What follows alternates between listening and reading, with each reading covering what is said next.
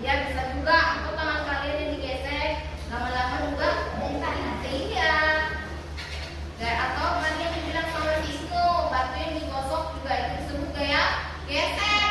Atau kalian menggerek meja, menggerek kursi, kan benda kursi dengan semen bersentuhan, itu juga disebut dengan gaya gesek.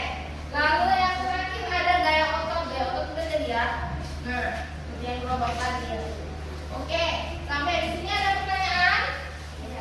Kalau sudah ada pertanyaan, silakan dibuka bukunya halaman 61. Ya, kerjakan tugasnya sekarang.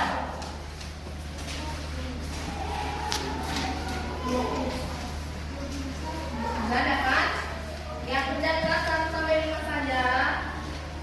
Oke. Nah, silakan dikumpul yang udah selesai ya. Oke, yang udah siap kerja dikumpulkan.